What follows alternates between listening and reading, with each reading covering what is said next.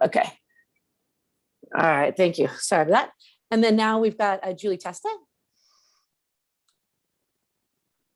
Well, hello. So welcome everybody. So glad that so many people are turning out for this because we really have our work cut out for us, but it's exciting.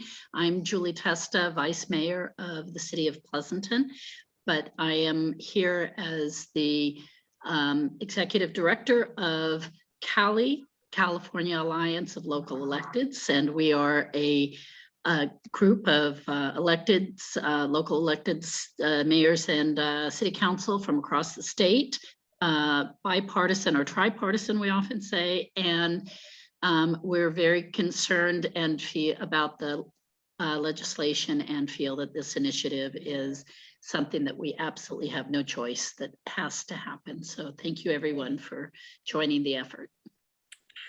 Thank you. And then a real special guest is, I don't know, work at the feedback from, is Jovita Mendoza. Hi, I'm Jovita Mendoza, and I am not far from y'all. I'm in Brentwood, so just a little bit east. And I'm one of the proponents on the initiative. And I think I got introduced to all this by Julie Testa, actually. I attended one of her Cali calls, and then, hey, we're working on this initiative. Do you want to join? I think that's how it happened, if I recall correctly. And like Julie and like Susan and Anita, you know, we're really concerned about zoning and what can happen. And you know, are we going to have affordable housing? And we don't think that the bills that have gone through are really providing affordable housing. On the contrary, things just keep getting more and more expensive. And so, yeah, we need this initiative to pass in order to make the right decisions for our towns instead of Sacramento on an ivory tower telling us all what to do with our zoning. Thank you. So thank you guys all for being here. So yes, this is what this initiative is about. It is to change the power back to the cities for our land use and zoning. That's it.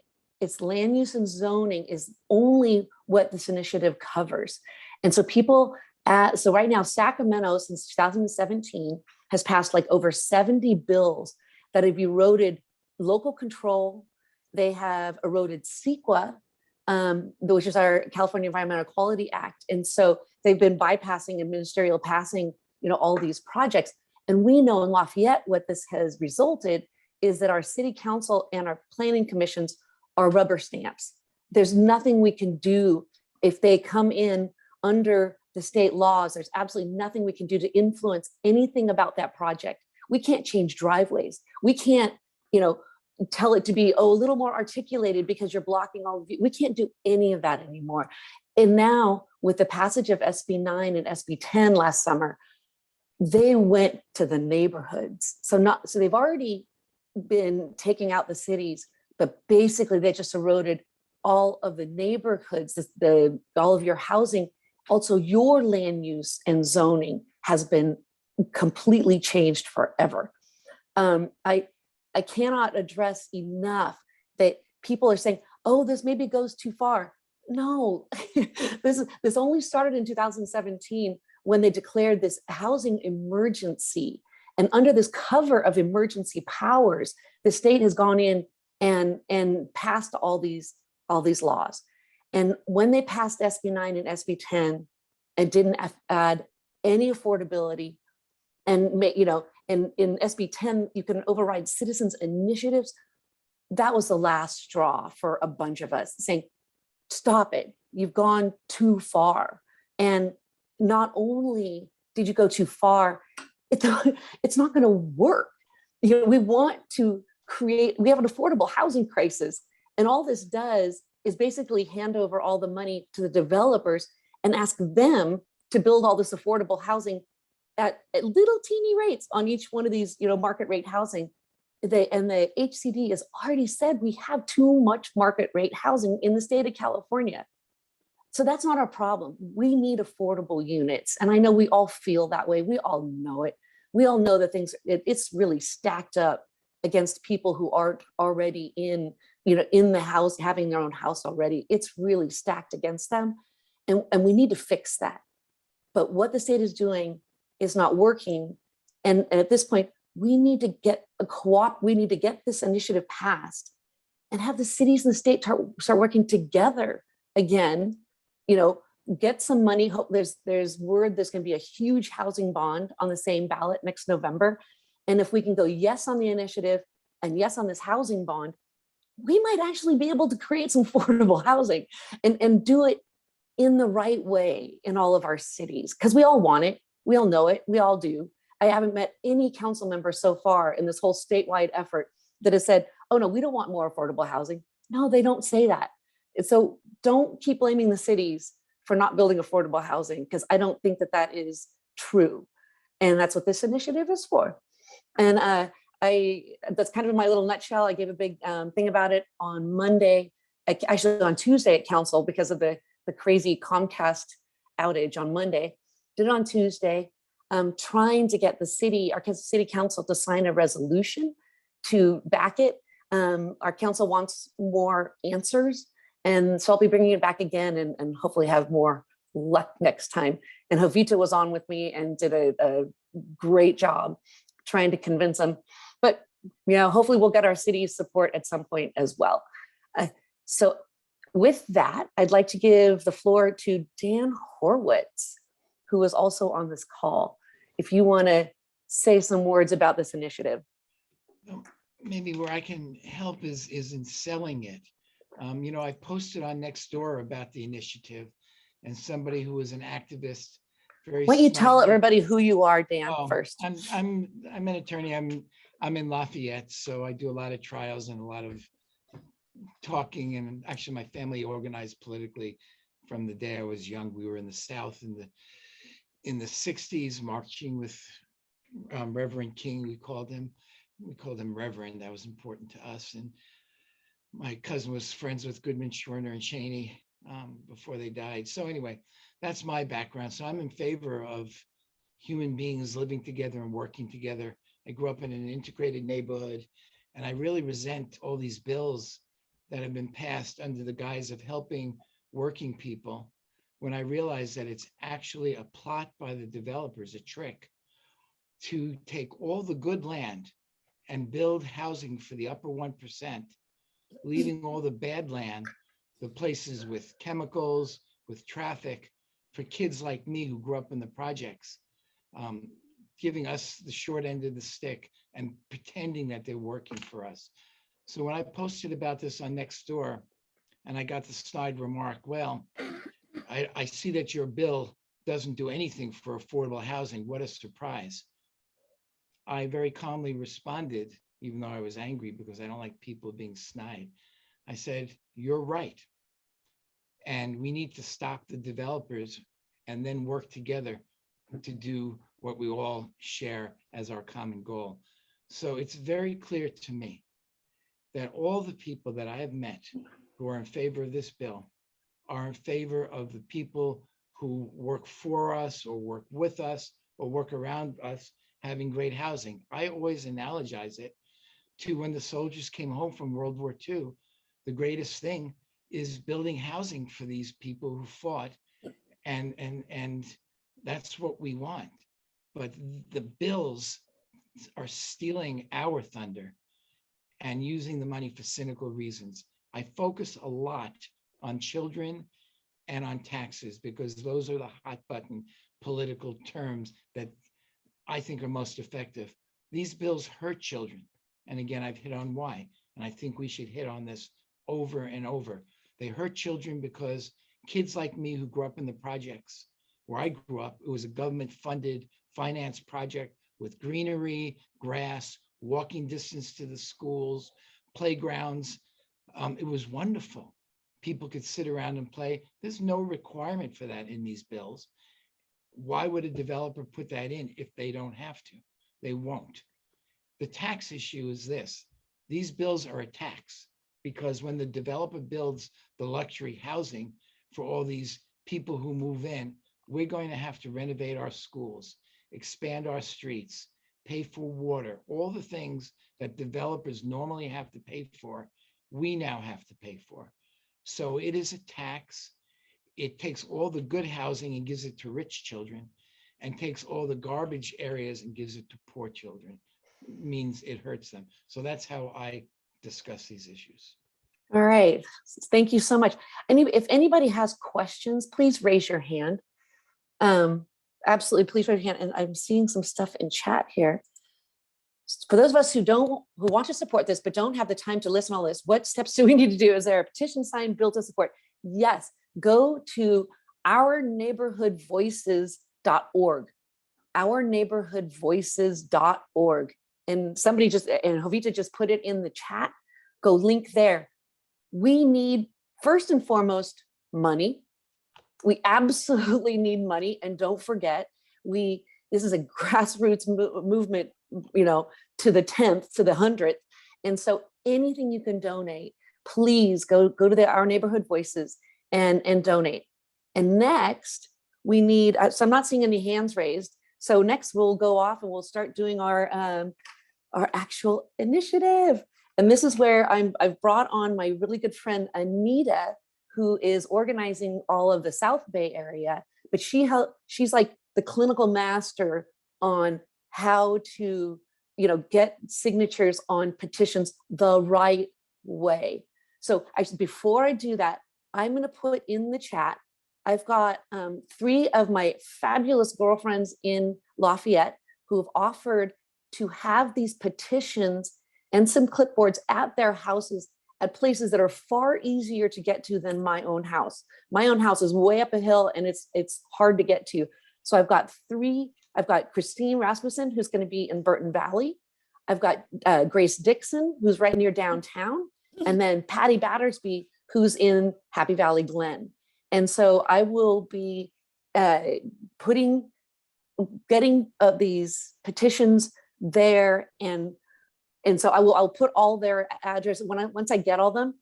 How am I going to communicate to all of you? Will all of you send me an email? All of you I can get this list here. I think I probably have most of your emails anyway. And then I can send back to you where these will be, or simply email me and I will tell you where they are and all the addresses. So anyway, so off to Anita.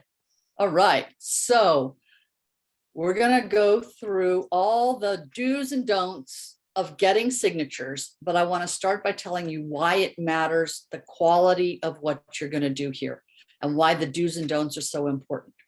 When we turn in these signatures, we have to have, kind of sort of round numbers, 997,000 valid signatures. When we turn in the petitions and they go into each county's registrar of voters, so the ones that get collected in Contra Costa County end up going to the Contra Costa registrar of voters for validation. And they do a sample of those. And when they sample those, they verify a sample, and then they calculate what percentage of the signatures are good signatures. And they apply that to the bigger number. And as long as we're at 110% of what we would need based on those calculations, nothing goes any farther and we get right on the ballot. If we don't do that, we don't get on the ballot in November of 2022. So the quality of what we do matters a lot. So I'm going to take you through the really critical things you need to know to get a high quality set of signatures on your, and this is the technical term, your petition section. Now your section, and Susan waved one around, actually is 4 pages. 1 page, 2 and 3, and all the signatures go on the back. So what's on the front page, and this matters, I call this the anatomy of a petition, right? So I just want you to know what's here. At the very top, and Susan, can you see the whole petition here? Not the whole thing. Raise it up a little bit. Okay. So at the top is what's called the title and summary. That's been prepared by the Attorney General of the state of California. That's the legal description of what this initiative is. After that comes the actual text of the petition, and it carries over to the inside 2nd and 3rd page. Then the back page has the title and summary again, because by law, it has to be repeated right above where the signatures go.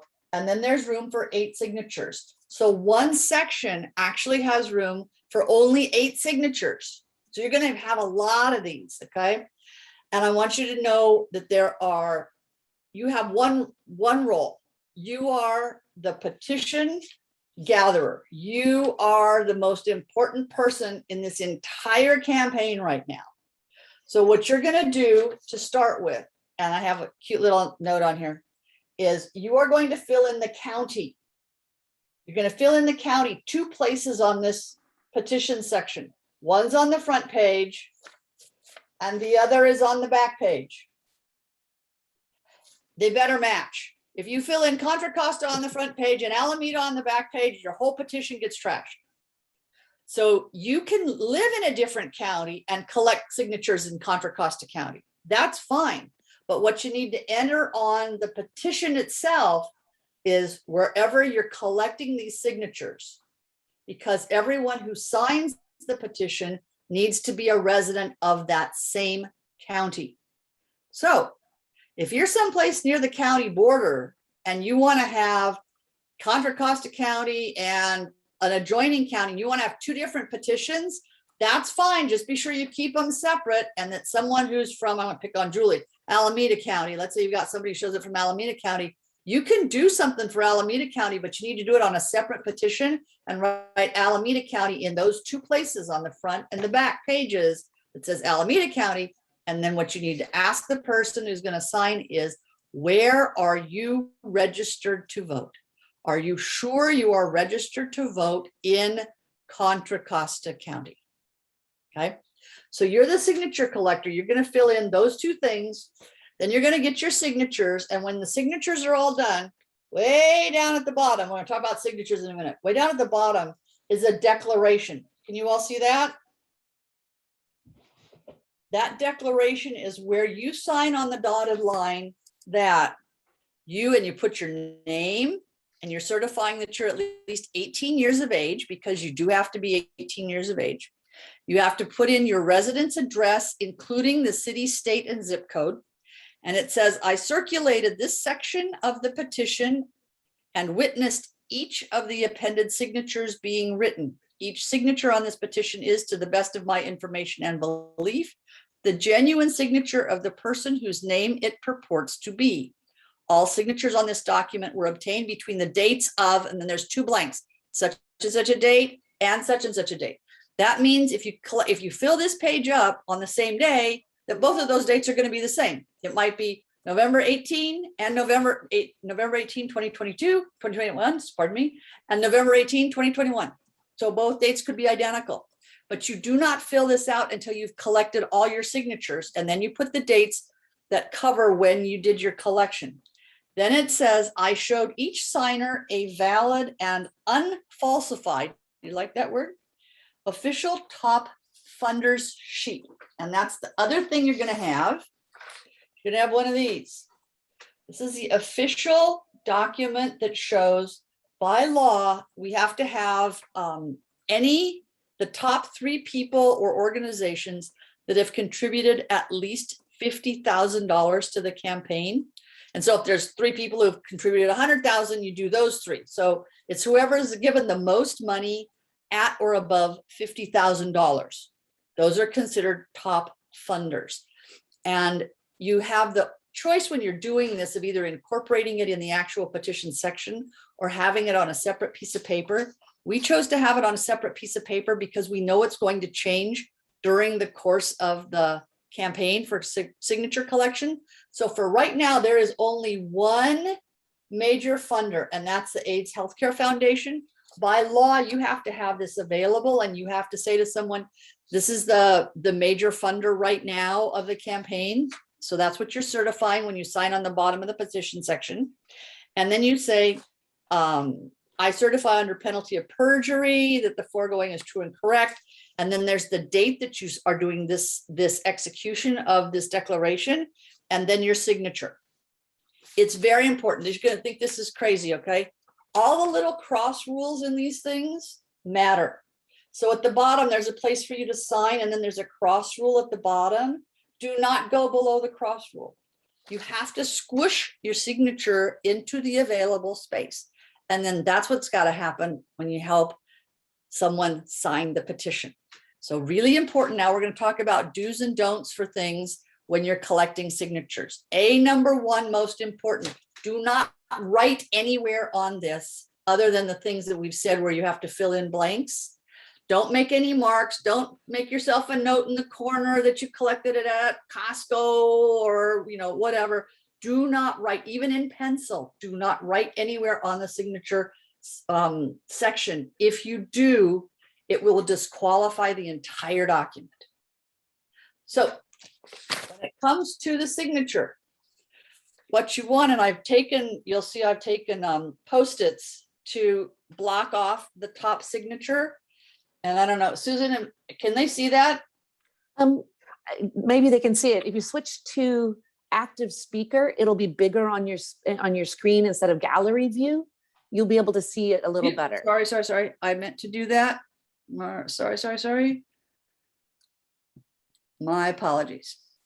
No, that it's not you, Anita. Everybody else has to switch their views. Okay. I was going to So if say, you go to active speaker rather than gallery view, then you'll see it big. the window is bigger. Okay. Yeah. So I like having Post-its because there's places here where they have to print their name and sign their name and print their address. And if they sign their name and they go beyond the box, either to the left or to the right or below into the next box, where number 2 is, it will invalidate both signatures. So you have to tell people, look, I'm really sorry, up here, print your name. And I know the box is kind of small, but please be careful when you print your name so that you stay within the lines. Remember when you all had to color within the lines as kids, right? This is where everything your mother made you do in your coloring book matters. Stay within the lines. And then underneath where you print your name is where you sign. And if people have swoopy doopy signatures, okay, the people who have G's and Y's or people who like to do big first letters and stuff, you say, I'm sorry, pretend you're at the DMV and you have to sign in the little tiny box because there's a little tiny box here. Please stay inside the box. And you guys, I'm really sorry to go over this in such a stupid detail, but this is what matters, is making sure we're collecting legal, certifiable signatures. So they're going to put their name, their residence address, and underneath is their city. So their street number and street name go up on the first line. The city goes on the second line. They print their name here and they do the signature below. Again, there's room for 8. That's the basics of signature collection.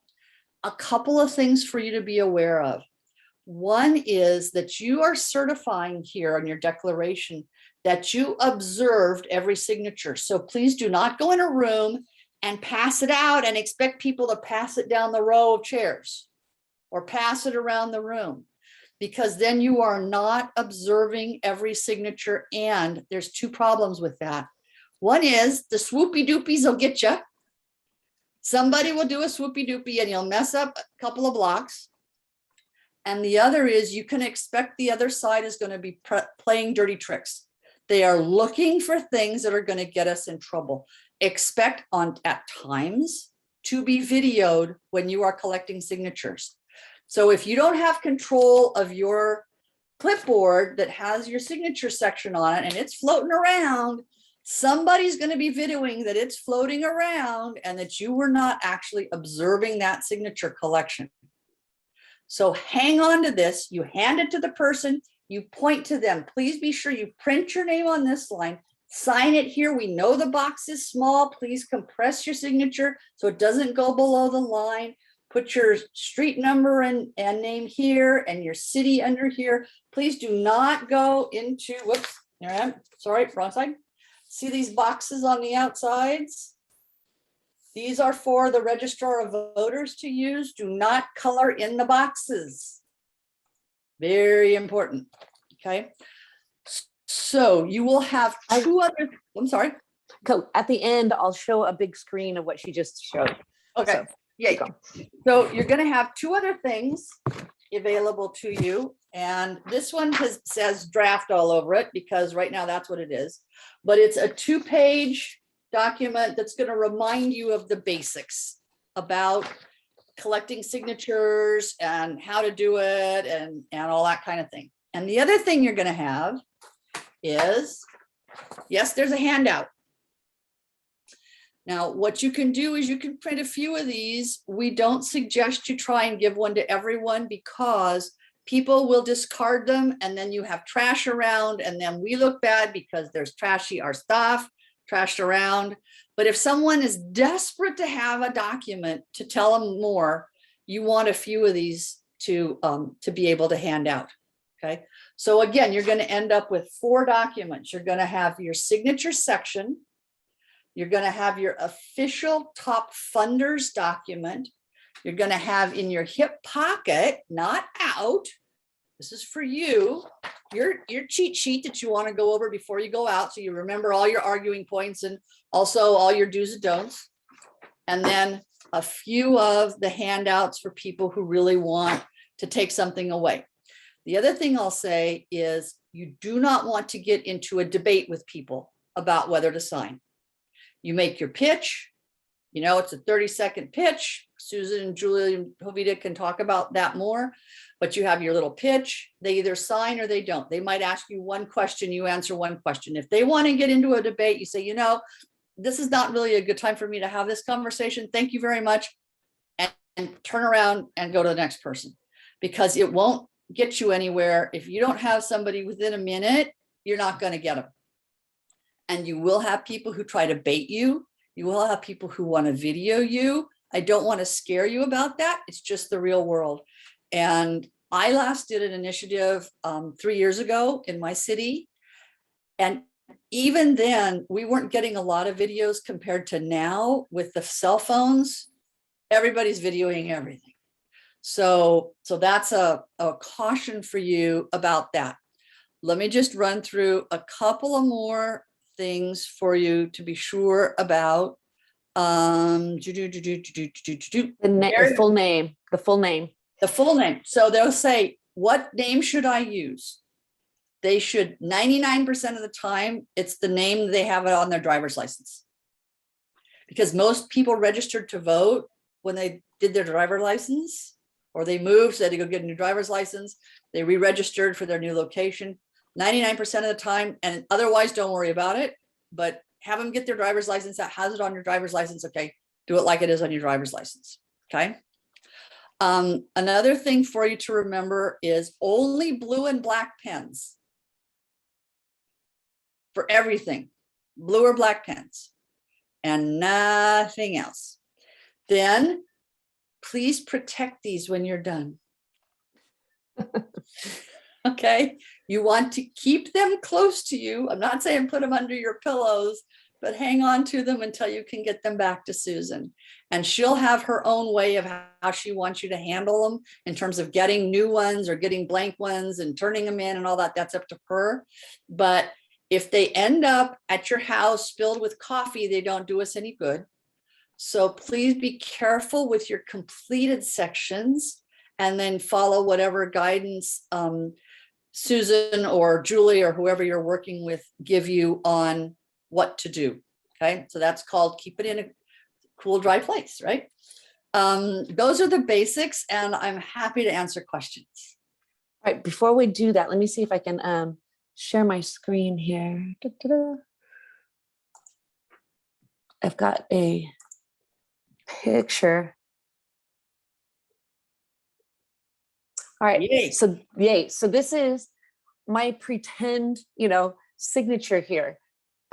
You see how I put this signature, I didn't even put it on the line, right? The problem is if you have, like you said, those loop-de-doos, and if you go and your signature goes, not only below the line, but outside of the box, a lot of times when they're verifying that it's your signature, if you've got it below the box, then that's bad. How I need to put the Post-it notes, you don't want the people to go and write on the Post-it note as they're going. That means that they're missing part of their signature. So even though you're protecting the box, you're not getting their full signature, and they still may target it to not be valid.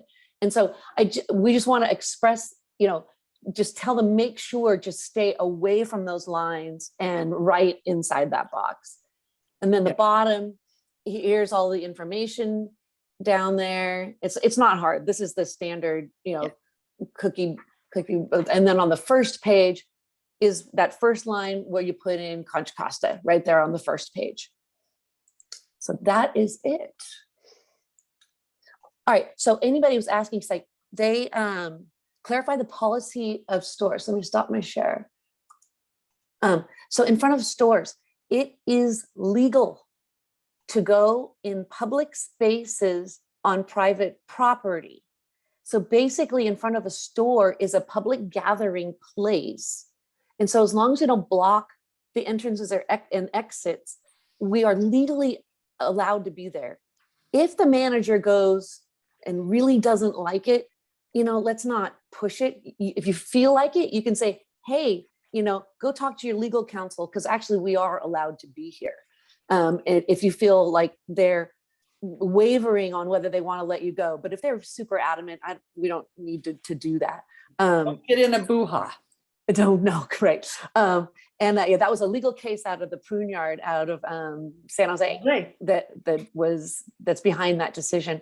And so, in front of the Safeways, in front of Trader Joe's, the post office, the library, all these places are fantastic places. Too bad LMY's soccer just finished, literally, because cruising around on those fields with parents with nothing to do is a great place, but I don't see any of those events. But there might be other big events coming up where you can go. The farmers market we can go to Moraga, the farmers market in Moraga, Orinda, any of those places. We might have a drive-through at some point. I'll see if other people are getting success with a little drive-through space, at Auckland High School. We'll just be out there and people can drive through and we'll grab signatures. Is there a legal code? Wait, that we can have. I'm trying to read some of these texts. I think Jovita is asking about the legal case that established that you could do public, and Jovita, we can get you that. But honestly, and Mr. Horowitz can speak to this, trying to get into an argument with a store owner on the legality of your being out there is probably not the smartest way for you to spend your time. No, you do not need to have a permit to go door to door when you are circulating petitions. This is a public act. This is a free speech thing. And so, no, you do not have to have a permit. And as for the middle name, go back to what's on their driver's license. If their middle name is spelled out on their driver's license and they've signed it on their driver's license with their whole middle name, then that is 99% chance that's how they're registered to vote, and they should include their middle name.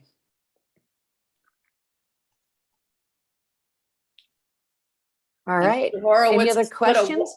Mr. Horowitz put a wonderful link in the chat on guidelines on knowing your rights for collecting signature petitions. And I'll mention one other place that works really well for us. I don't know if it works for you, is the public library.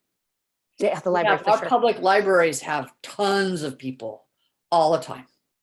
Can you go in the public library? Or you can't go in the library, but right, outside of the library. And again, as long as you're not blocking the thoroughfare. So also with the post office, don't block the sidewalk, don't block the entrance, but you can be on a public right of way. Parks, some people go to the parks. And again, this is public space. You cannot go into the public building. So you can't go into City Hall, but to be outside, yes, you can. I heard Costco's a really great place too. and somebody, I guess this is an old idea, but I'm totally going to do it, is you bring an ironing board, you set up on an ironing board. It kind of projects this grassroots, which is what we are, it's just totally grassroots. It projects this, like, we're not professional petition gatherers, we're your neighbors, we're your friends.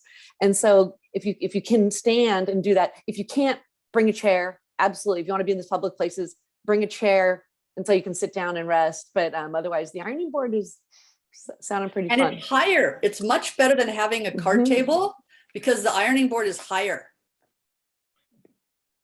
All right, Libby.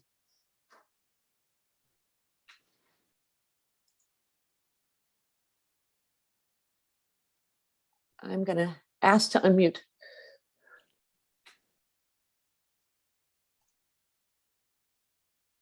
I think you're good. Okay, I'm unmuted. Hi, everybody. Good to see you, Anita. Could you go over what happens if something happens to, if somebody goes outside of the box and stuff? Sure. Did you go over that? No, I didn't. Okay. Good I question. just wanted to make sure that was. So if I covered. can get Susan to put the example up again that Yes. shows the signature blocks. Got it. Okay, so let's say that Susan messed up number 1. So what you do is you're going to take your pen and you're going to draw one giant X that obliterates the whole box. You start right there where she's got her cursor and you draw diagonally to the right-hand corner right there. And then you go up there and you draw diagonally over to the other corner. And then you have them do it over again. Do you have to get, if they looped into the box below, do you have to wipe out number 2 as well? You might as well. Then there's no question about Okay. the propriety of what you've done. Because every registrar kind of interprets that rule differently, but the safe thing to do is just X out both of them. Try to avoid that happening. Great. Another thing that I thought, okay, so this is an advice to all of us, is that don't take too many right at the beginning, or actually you can take too many, but either hand them back in. I'm gonna have the people, those 3 houses where they're at, be the same place where you hand them back in. And I'll have a sign up sheet at each one of those, and you'll sign your name and you'll say when you took it and how many copies. And then when you bring them back, you'll say how many you brought back and how many signatures you think you got. But after you get your first page, please, I put my cell phone number in here. If you can, take a picture of that with your phone and text it to me, and I'll look at it and I'll say, yay, you got it, or let's work on something here and we'll get it better. So if we could have some quick feedback in terms of, to make sure that you're getting it right and that everything is perfect on your page, if we can do the very first one you do, let's get some quick feedback, and then you'll feel more confident going forward that you've got it all set up. Right. I just want to caution you that you not make copies of the petitions, because there are legal strictures against using the information that's on the petition section for any other purpose. So if you were to be taking pictures of all the pages or making Xerox copies of all the pages before you turn them in, it could give rise to a presumption that you are improperly going to use that information. So we'll delete those pictures and a text as soon as I get it. Yep. So Mike has a question in chat, the timeline. So we're launched. We can start tomorrow. Yay. Okay. You get your signatures, you get your stuff cranked up. Susan will have the other documents. She can print out some copies for you. And then you can start. Technically, we have 180 days to be certified, but here's the goal. The goal is to knock this out of the park by the first part of January. And the reason we want to get a huge number of signatures by the first part of January, first of all, if we can get a lot of signatures collected with volunteers, it's a lot cheaper. And we can then take the money that we're collecting in the campaign and we can spend it on the campaign to get yes in November. So that's a really important reason to get the signature, the volunteer effort really cranked up really fast. The second reason is the legislature isn't done with bad bills. Okay, they've done, as Susan mentioned, they've passed over 70 in the last 5 years. And what we've been told is if we thought SB 9 and 10 were bad, buckle up, it's going to get worse. So the only kind of an informal constraint we have on the legislature going into the new session that will open in January is if this thing is on fire, and I am convinced it's gonna be on fire, it should scare the out of the legislators, and maybe they won't be quite so aggressive in what they introduce in the next session, or at least that's my hope. All right, Julie.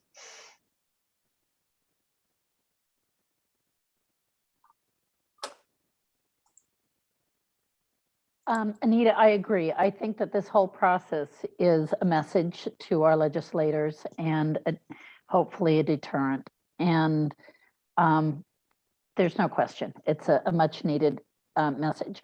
My question / thought is, yes, we don't want to print up a whole lot of those fact sheets, but I think a lot of people want something to take away. I think a lot of people are going to want the website.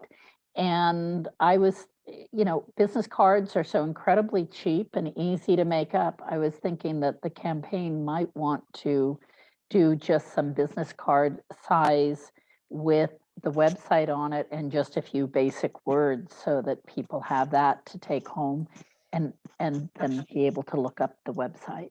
So Great idea. Love to do it. Send money. wait, huh? You think it's a waste of money, Anita? No, send money. I'm No, saying s- all these, okay, like I've also been asked, is there a banner that we can use on the tables? And the campaign is working on trying to get some banners, but all of this kind of stuff costs money. And so Susan had a fundraiser, did great. We really do need people to send money. Right. Yeah. We know we're going to get outspent. That's okay. I'm not worried about being outspent. I'm worried about we have enough money just to be kind of credible to do the minimum things we need to do, because I know that when people understand this issue, they're with us. When there was a polling done statewide before SB 9 about SB 9, 2/3 of people said they opposed SB 9. Folks are with us. Right. All right, Tom, you had your hand up. I will. And Tom, thank you for being here. Oh, sure thing. I wanted to ask about approaching people. Like if you're in front of Safeway with your ironing board and your stack of petitions, can you say something like, good morning, sir, can you spare a few minutes to talk about blah, blah, blah? Is that okay? Oh, Yes, of course. Of course. absolutely. And one of the Okay. big things is sometimes if you don't feel like they're really completely behind you, it's like, just help us get it on the ballot.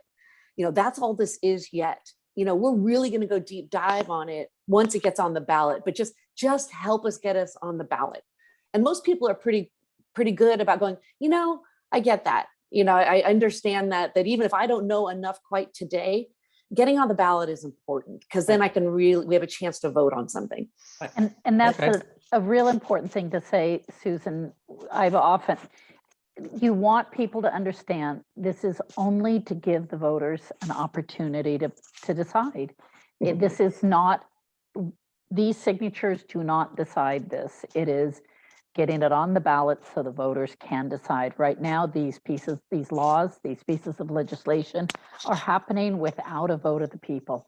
This is a way of the people actually sending a message, yes or no, to their legislators. Yes, and I want to mention something that someone put in the chat, which is, if you're asked, are you being paid to do this? You say, no, I'm a volunteer. And you can begin with that. I'm doing this as a volunteer because I believe blah, blah, blah. And you have much more credibility as a volunteer. In fact, saying, I am your neighbor. I'm concerned about our community. I used to wear a little button that said, I'm your neighbor, so that they would know I'm not a paid signature gatherer.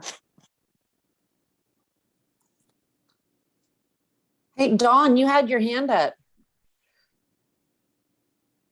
Don Jenkins. Where did he go? I can't hear you, Don.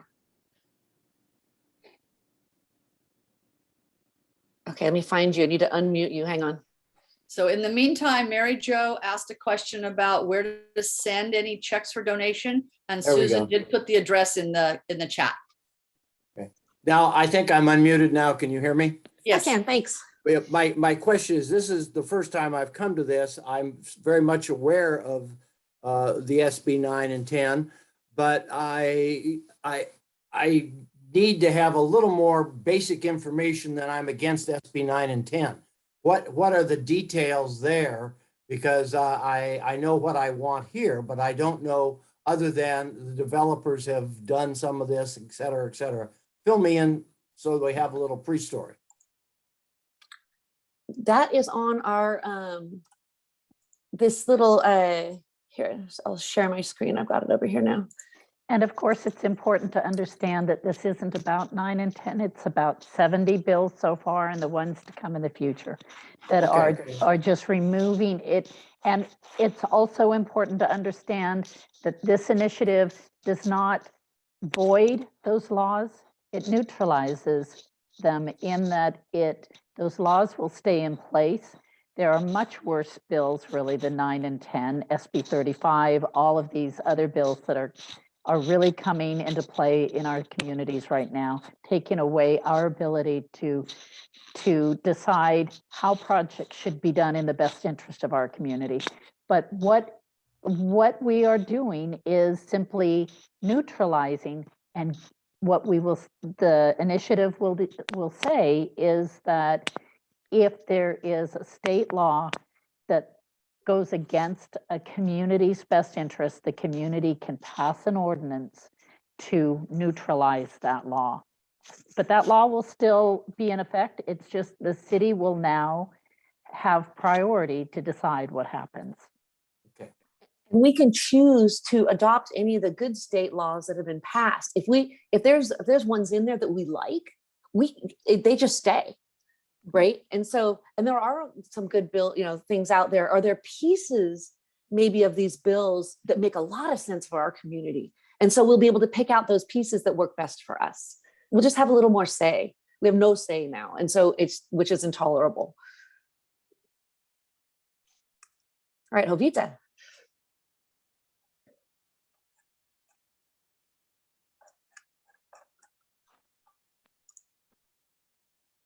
Unmute. Okay, there it goes. And I think, Dawn, I think that there's different reasons why why we decided to join. For me, it was SB 9 kind of was the straw that broke the camel's back, but none of these bills are really helping with affordable. And in my town, we had a requirement for a certain amount of homes to be affordable, and no one ever kept up with that. So now Brentwood, which used to be very affordable, is not anymore. So I just don't think that these bills are going to help anyone in California be able to buy a home, our kids from college, starting level teachers, people like that. So for me, it was a big affordability thing. I just think that we are just doing a big disservice to our residents. And I'm hoping that cities, see this. We're changing our affordable housing requirement to now be, it's 10% of all new development has to be affordable. We just put it on the agenda to make it 20. So we're going to be voting to move it up to 20, which means that affordable housing now will be part of a new development. It's different in the case because right now your neighbor could tear down their house, divide their lot, and make each of those 2 homes. And there's no accommodations for traffic or for increased schools. It's kind of what Mr. Horowitz was saying. There's no money for infrastructure. So by making the affordable housing part of new developments, those developers are paying into and it's not really a burden, but the cost of them increasing the population. So, I think it's different reasons for different people. To me, the thought that we don't have money to for our schools, for our roads, for our fire departments, we call them CFDs for our police department. That's pretty scary to me. And then, we all know what happens in neighborhoods when there's not enough parking. There's neighborhood squabbles, and I really don't need squabbles. So let's be very planned when it comes to housing and make sure that we have enough parking and things along that line. So I think it's different for different people. All right, Shirley. Okay, thank you. Since we know that a lot of people are not going to be familiar with this, so has marketing or your advertisement people come up with like 3 main sentences that we could just use to just get people on board right away what we're doing. So just, so that we don't have to explain a lot. So is there just like 2 or 3 sentences that we could tell people so that they, we don't, if they want to talk some more, that's another thing. Like Anita says, we don't want to stay too long, but I'm just wondering if there's some catch phrases already that's been done so that we can just use those, and we can come up with our own also. But anything on that end? And can I just say, Shirley, that's really, I was thinking the same. Anita, it would be great to have a couple of sample scripts. Tom kind of was also, I've done signature gathering before, and it takes a while to kind of get your flow on it. It would really be helpful for people who haven't done it before to have a sample script to start with, give them comfort. You're muted. I don't know why. Okay. Thanks. One of the things that's important in doing this is to make this applicable to your city. So one of the big pitches about this initiative is to allow your city and your neighborhood to have a voice at what happens in your own city. And so I encourage cities, and we've done this in Santa Clara County, to hit on something that fits for your community. So yeah, we could write you a standard script that says, they've passed 70 bills to take away your voice. You no longer can go down and tell the city council what you think about a proposed development. And your city council has no choice about approving it. Okay. So maybe that's something that works for your community. Maybe it doesn't. Maybe it's the SB 9, your neighbor sells their house. The next thing you know, there's a fourplex next door and there's nothing you can do about it. You don't get a say. And so this is where our neighborhood voices, our voices, restoring your voices is a theme that we're using, is to give you back your voice, to give the neighborhood back a voice, to give your city council back a voice.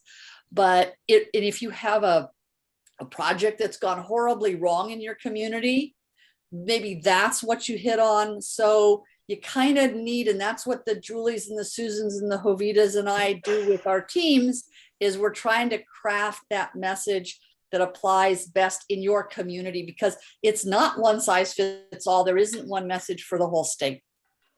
Nope. And I hope to hear from all of you guys. Email me, say this really worked. I loved it. And we'll even have another meeting next week. Yeah, exactly. And we're having another meeting next Wednesday. I already scheduled it because I figured we'll need to get together and go, what's going on, and organize ourselves. And that's when we can share, things that people find that work for them. All right, Elliot. Yeah. Hi. This isn't a question so much as a comment. In some of the previous meetings and discussions about this, one of the points that was made that I think is really important for everybody to hear is there were some questions about, well, this really isn't about affordable housing. You don't say anything about affordable housing in the bill. And it's important for people to realize that a initiative measure can only address one subject. And that, as my understanding is, it's drafted the way it is because you couldn't address everything and have a valid initiative. And I think it's really important for people to understand that. So when they're asked questions and somebody challenges and said, this doesn't say anything about affordable housing, that you have an accurate and good answer for them. Totally fair. Thank you. All right, Tom. Your hand is still up. Yeah, okay, sorry about that. No, I have a new question. Super. We talk about affordable housing a lot, but I think it means different things to different people. If you ask one group, they might say, I want a house that I can afford to buy. If you talk to the city council, they're talking about rental units that they can fill in a big box. So how do we define affordable housing? It's all those things. It right? is, I know. Yeah. But What do you mean? No, I just mean, when somebody talks about affordable housing, you make an assumption, or I guess maybe you have to clarify. Oh, no, it's defined by income by your county. Like, so Brentwood, Jovita over in Brentwood, and we in Lafayette share the same exact monetary definition of affordable housing. It's based on your income level. And so there's moderate, we have, above moderate, moderate, low, and very low. I'm familiar with those, yeah. Right. And so those are the definitions of affordable housing for our county. Tom, I think that what we will have and several of the questions I think are answered by, we will have, right now our website is a little sparse, but there is a lot of information that our marketing team is working on. And I think a lot of these questions will be answered, which again is why I think it'll be helpful to have a business card to give to people that has the website on it, where people can go and look at the website to understand more information. It's going to be really hard for us to be able to share and answer all of that information in that. There's a lot to it, yeah. Yeah, but I agree, there's got to be those key points that are the takeaway, the elevator speech. I do think, while yes, there's going to be what I plan to do at my table or ironing board, which I don't have an ironing board, so I might have to borrow one. But I intend to have a couple of local newspaper articles that are relevant to hot issues that are very relevant to why we need this initiative, so that it'll be there for people to read, understand, and get a better understanding. Mary actually is here because of something that is happening in our community. And if I think almost everyone who knows about that issue will support this initiative when they understand the relevance of it. But I still think having a universal elevator speech would be helpful. But Right. Okay, I want to take a quick moment here is for everybody, you saw my email and my phone number. So please, anybody who's on this and that wants to help with the signature grabbing, go to the chat and it's the Candells, THECANDELLS, the Candells at Comcast.net. Or you can use my city email and I'll reply back on my personal email. And that's the scandell@lovelafayette.org.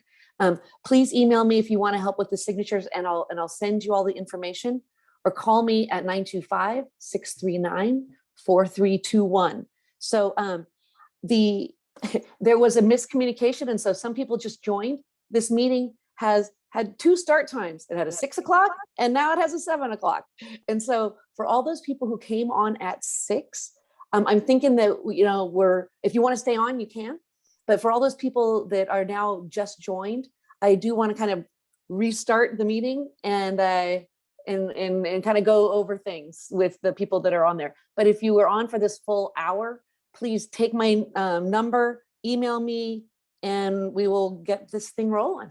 Hey, can I, real quick before we say goodbye, and thank you so much for allowing us to join your Lafayette meeting, Mayor Candell, but there was discussion in chat, something I wasn't aware of, that there was a misspelling. Does that void the shipment of that we just got? The misspelling in the petition? No, there was a I see Carla. Anita. Okay, got it. Anita, are we? It was on the flyer, not on the petition. It was on the flyer. They spelled neighborhood wrong on the flyer. I already sent And that back Shirley to Rob. caught it. I did too. Sorry, Susan, I jumped on a phone call. Did you want me to answer something? No, I didn't. We Thank got you. the answer then, we're good. Okay. All right, thank you so much. And I'm going to go, and the people who Okay, joined sorry, your John. Pleasant, Go back and forth stick between around, or we'll be talking soon. All right, thank you so much, everyone. Okay, All right. All right, I think bye. we're good, and we got, and by the way, once there is the video, or if we need to do something before the video comes out, and you want me to do something, I'm happy to do it. I mean, I've been doing Sounds these great. for Sounds great. a number of folks here now. Thank you. Um, I will send out the video. All right, so those folks who just joined, please stay on. For the people that were on for this last hour, feel free. Have your evening.